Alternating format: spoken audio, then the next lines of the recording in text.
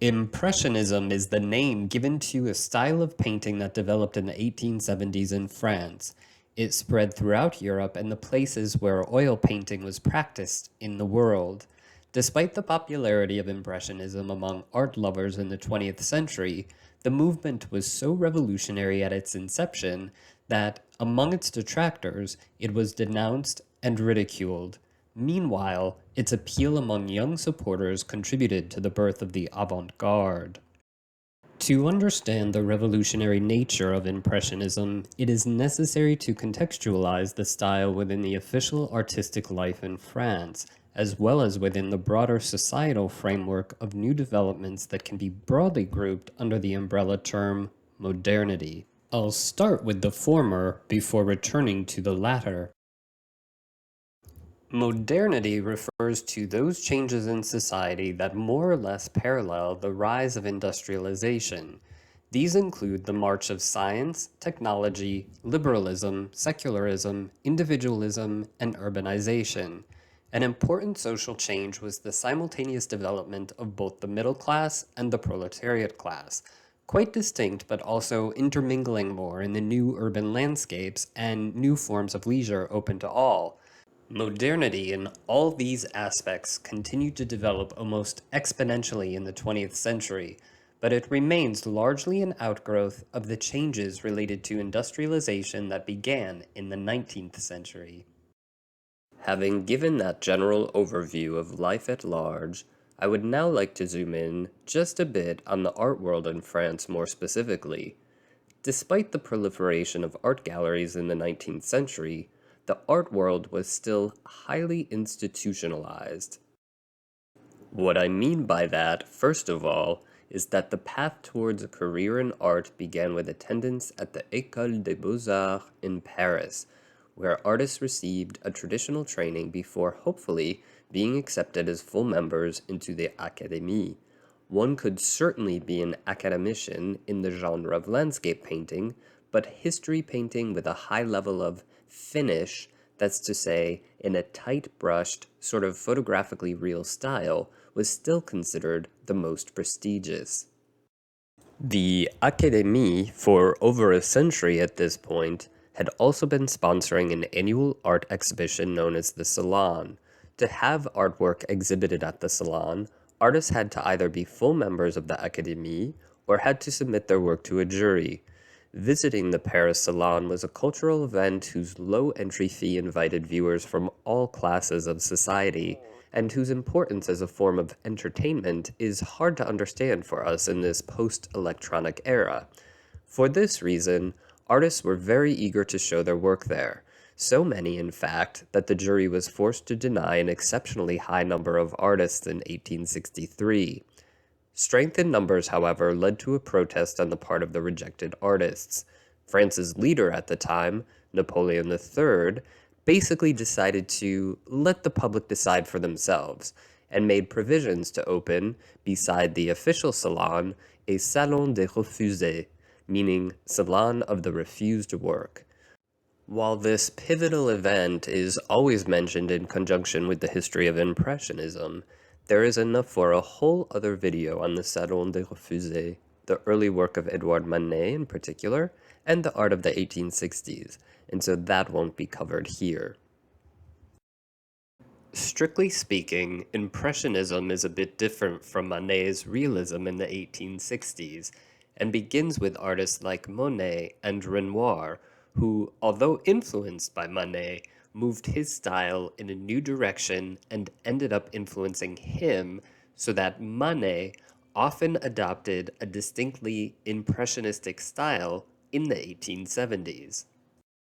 The core group of additional artists who either helped develop or quickly adopted this style includes Basile, Pissarro, Sisley, and Berthe Morisot. Degas, Caillebotte, and the American Mary Cassatt were also strongly associated with the group. Some of them, like Manet, sought approval and acceptance in the official establishment.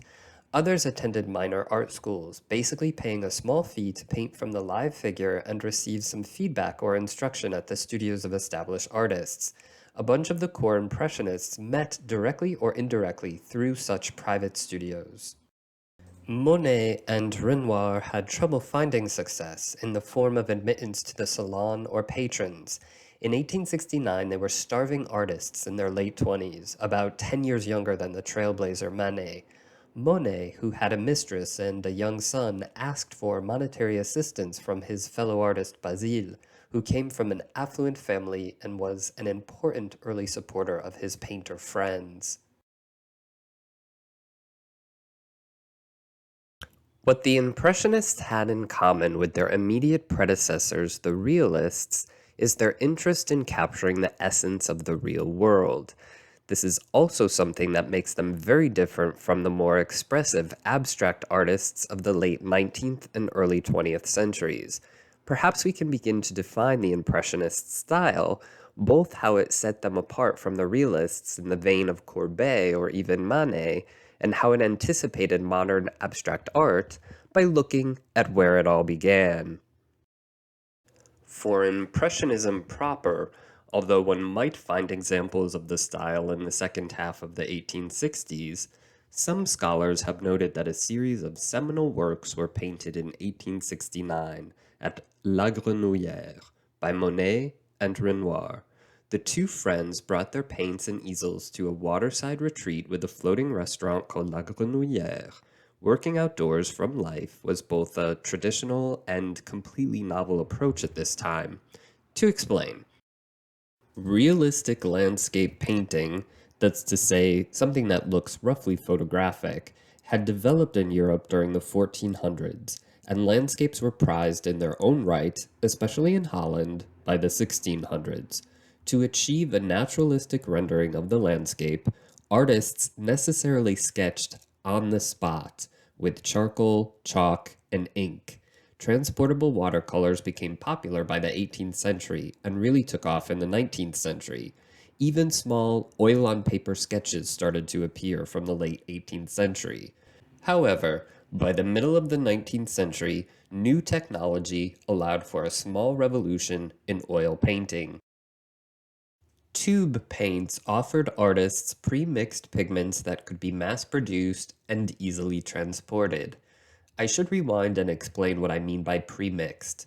The traditional method involved buying pigments and binding oil separately. Artists would start by grinding the pigment to a powder and then mixing in the oil binding to the right consistency.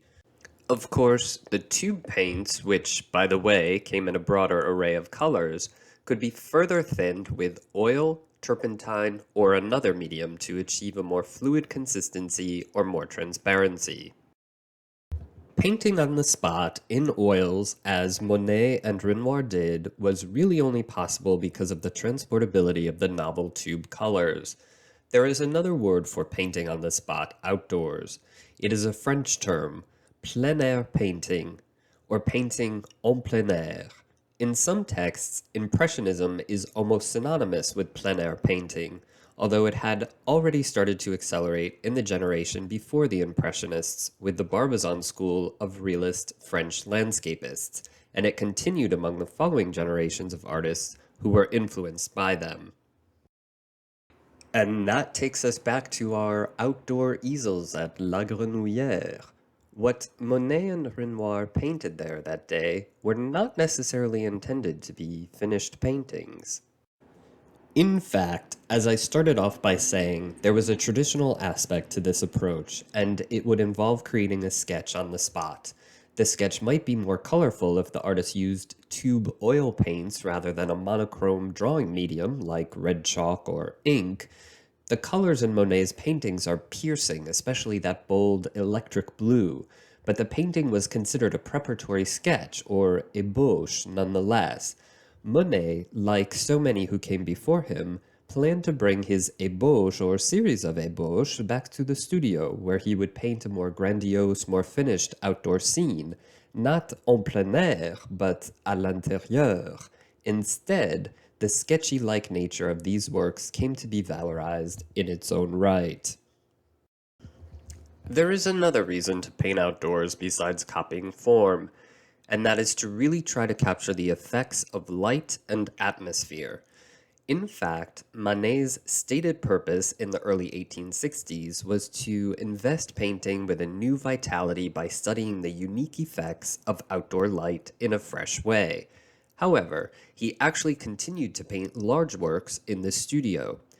Even so, his idea was seized by artists like Monet, Renoir, and their friends Sisley and Basile by the mid 1860s. As early as this time, the group was committed to the concept of plein air painting. However, Monet and Basile in particular were working on ambitious, large format canvases for the Salon that were executed at length in the studio. Attention to atmospheric effects was not particularly novel at this time, but new considerations of how to capture light and atmosphere now largely centered on questions of color. That's to say, the beginning artist, when asked to make one object look lighter, might simply add white, and to make the same object look darker, might simply add black or brown. But black and brown tend to muddy the colors and, along with white, don't quite capture the myriad of bouncing wavelengths that compose outdoor light. If you sit under a tree on a beautiful day, the shadows cast on the grass will not merely be green plus black. The color is its own darker shade of green. One way to darken colors is to add the color's enlivening complement. That's to say, the opposite color on the color wheel.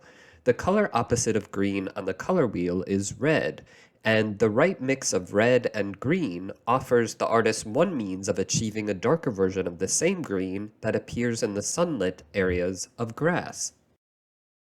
Renoir's The Stroll of 1870 beautifully illustrates his painterly approach to rendering scintillating outdoor light with color.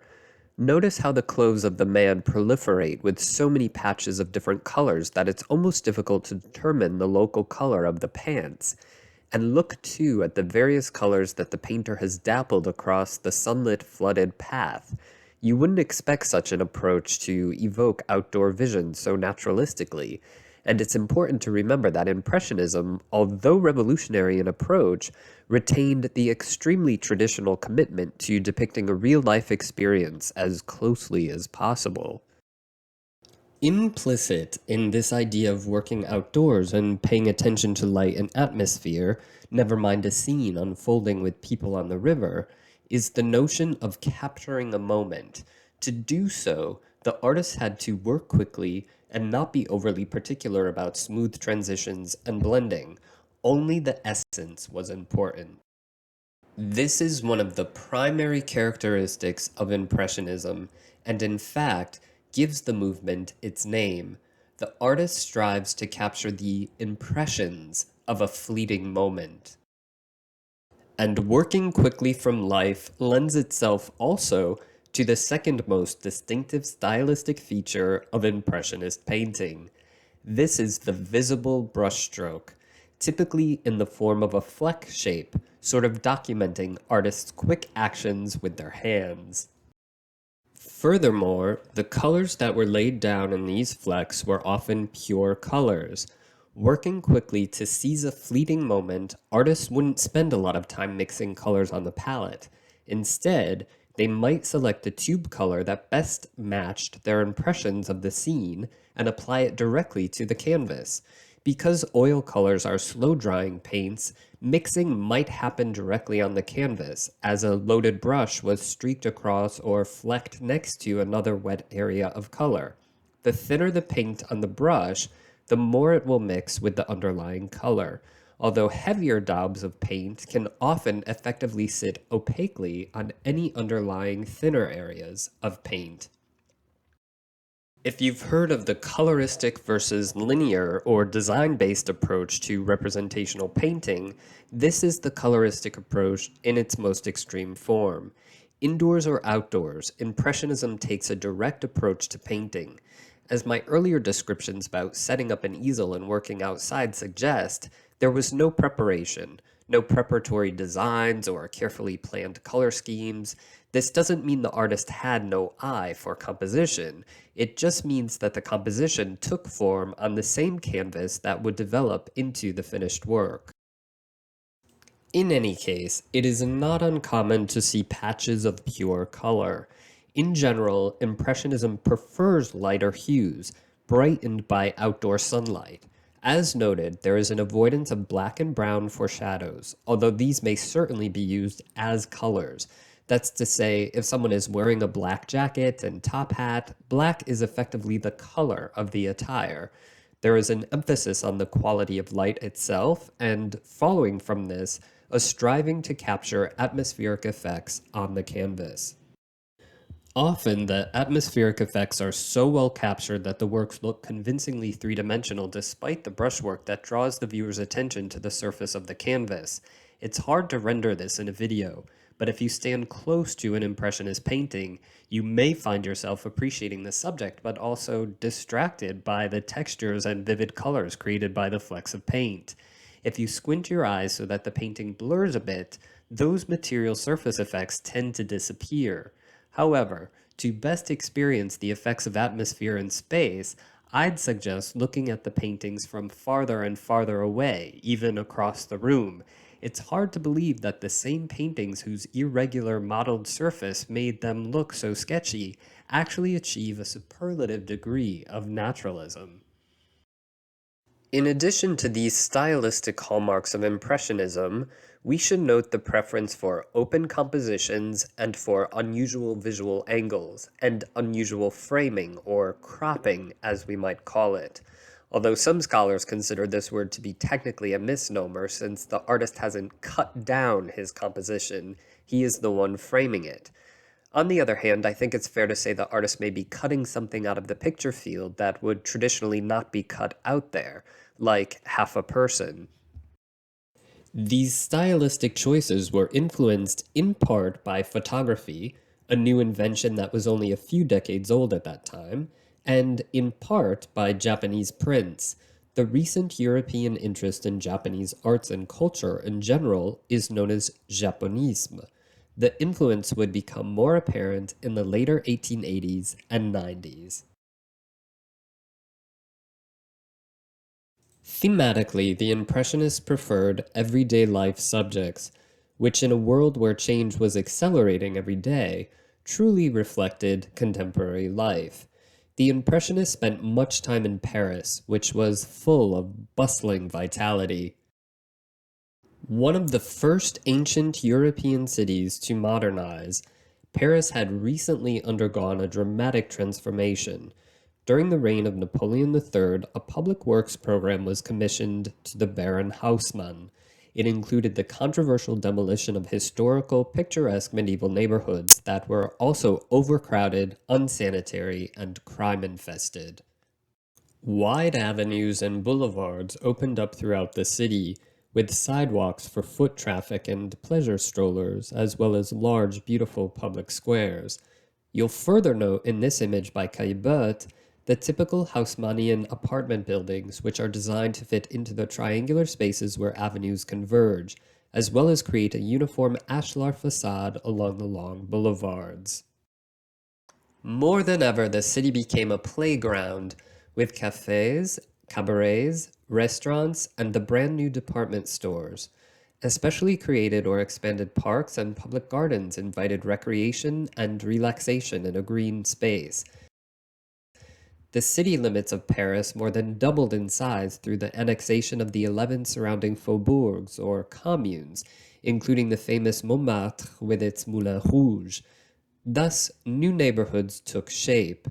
Train stations facilitated the flow of traffic in and out of the city, including to the suburbs on the Seine and Oise rivers, where the Impressionists worked, most notably Argenteuil, or a bit farther out to Giverny.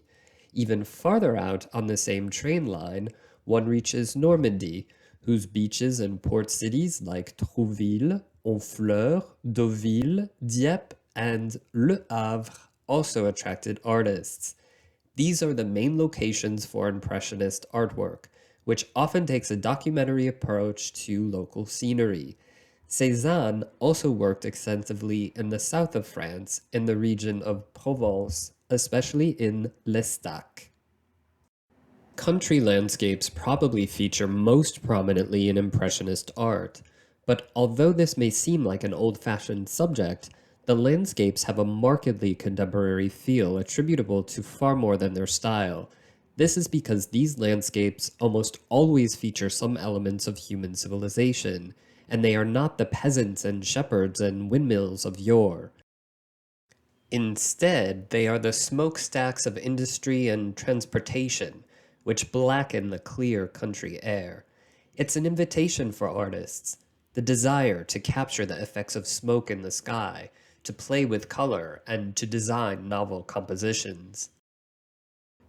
In Monet's painting of a train arrival at the Gare Saint-Lazare in Paris, the smoke opens a whole artistic world of texture, color, and formal elements worthy of pure abstraction. We also find bridges, houses, and boats. The romantic majesty of nature typically cedes to the infiltration of crowds. Beach scenes feature not timeless fishermen and coastal inhabitants, but the resort crowd in their contemporary attire.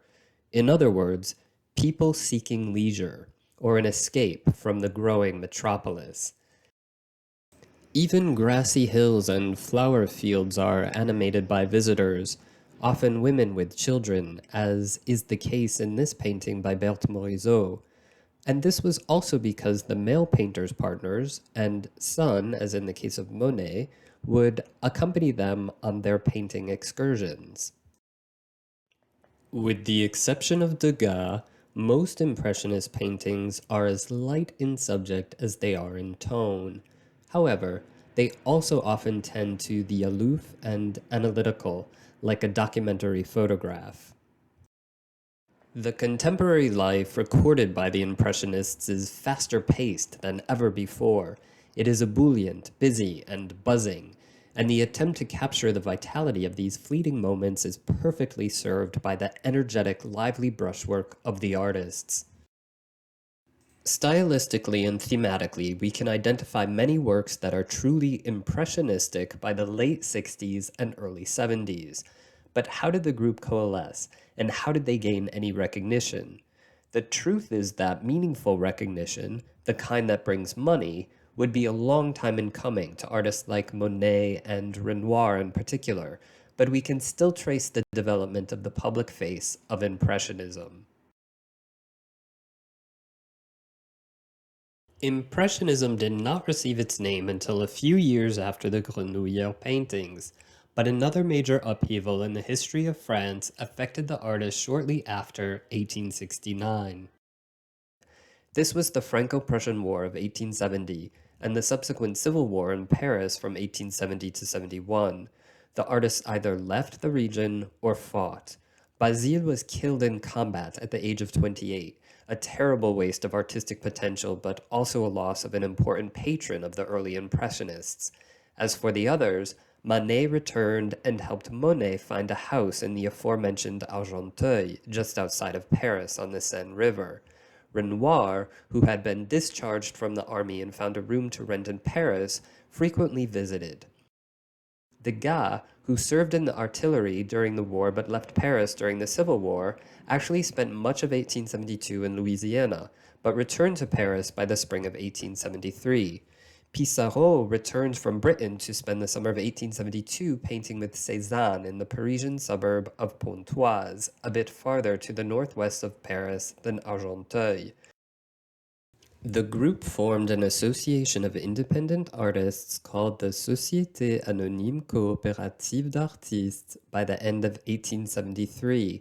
It had 16 paying members at the time of its foundation, including Monet, Pissarro, and Renoir, as well as Sisley, Degas, Morisot, and Guillaumin.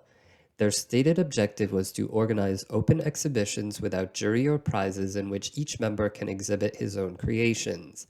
In fact, the Impressionist submissions were regularly rejected by the jury for the annual salon.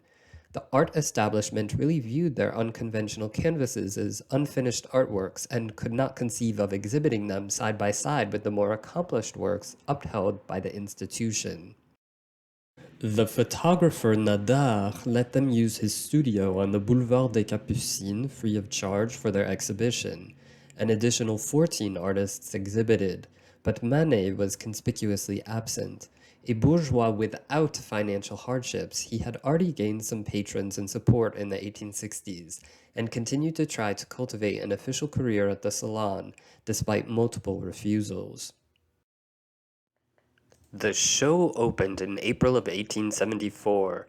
There was very little press coverage, especially as compared to the official salon, which would open 15 days later.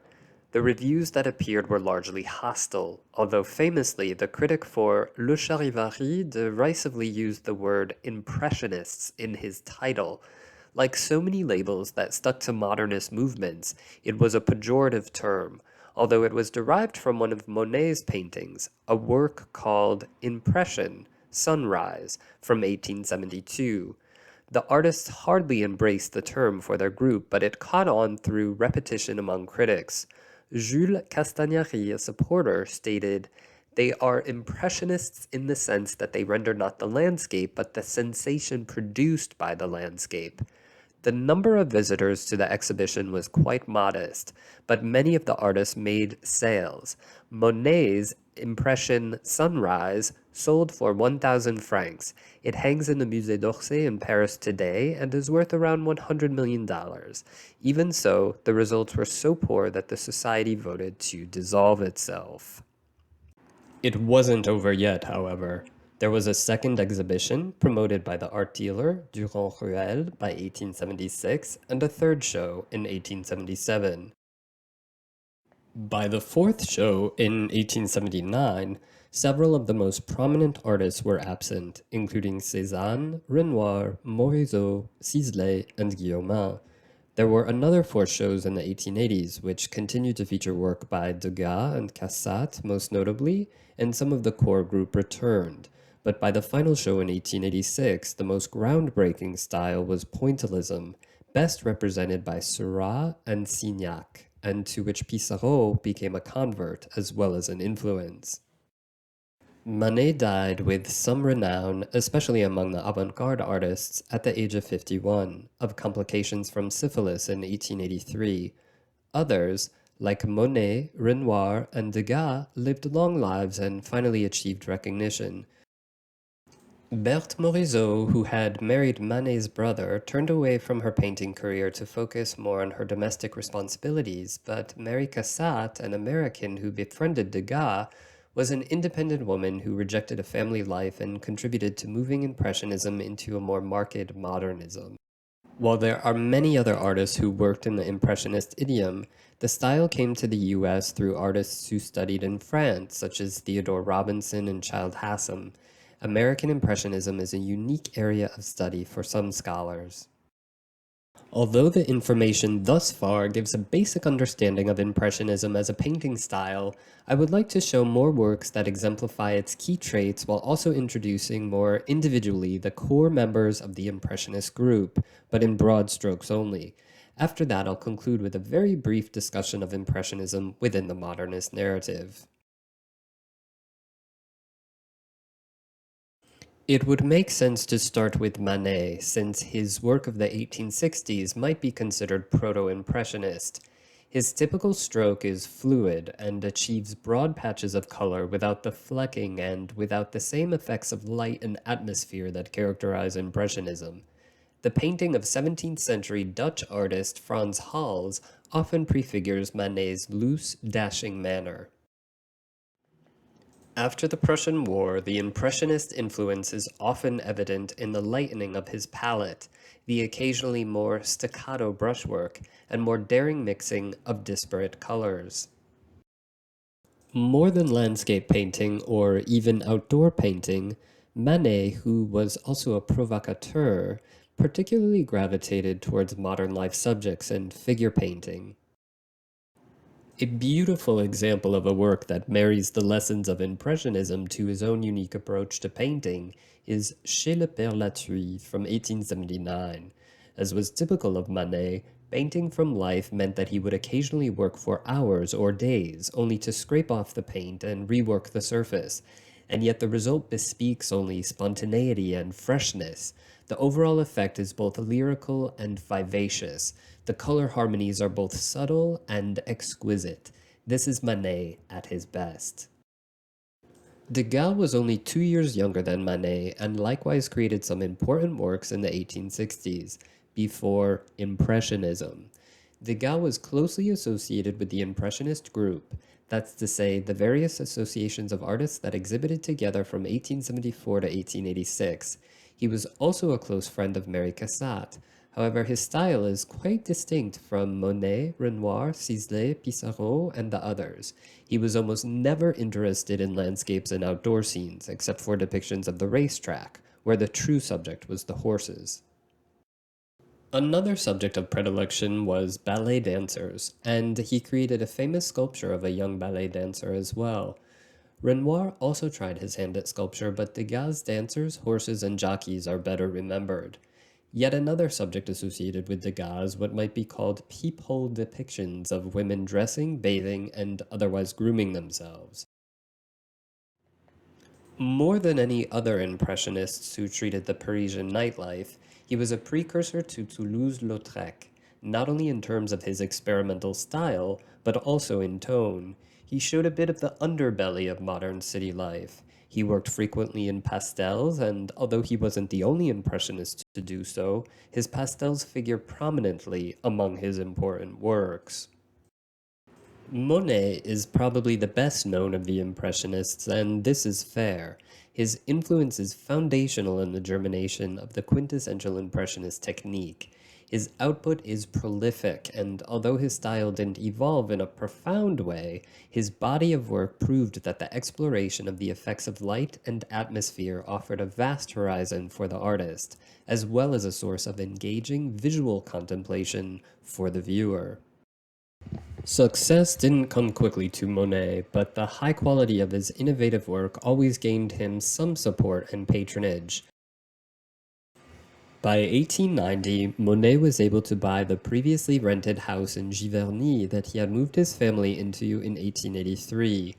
Finally enjoying a stable domestic life there, he shifted direction artistically in the 1890s when he undertook several series of works depicting the same subject, most famously Haystacks at Giverny and the nearby Rouen Cathedral.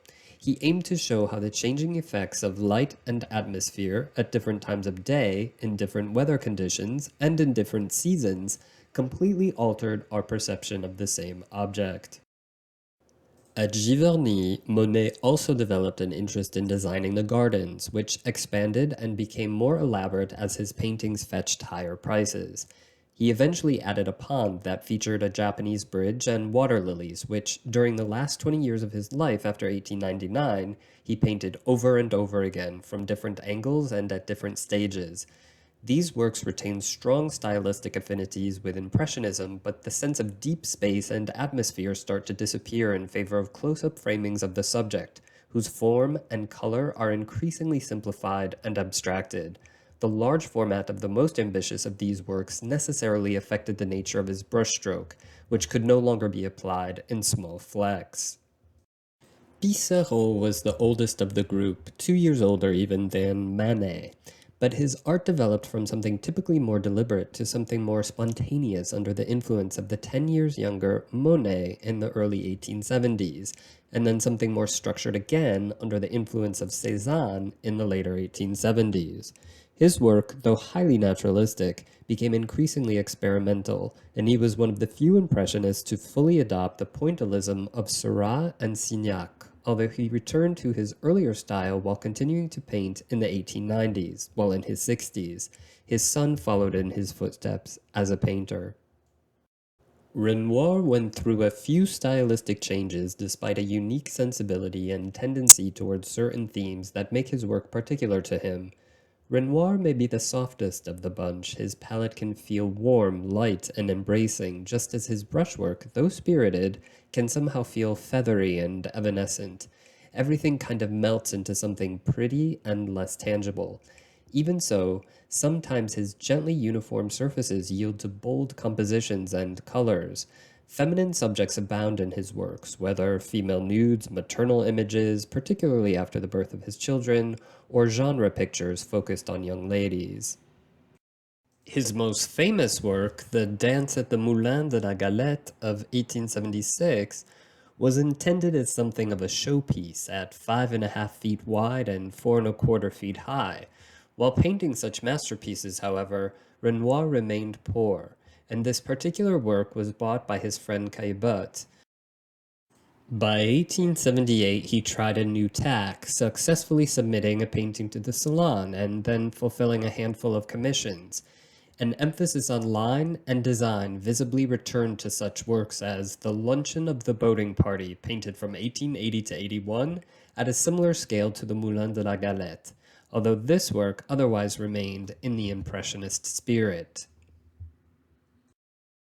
He experimented with style in the 1880s while increasingly focusing on the female figure.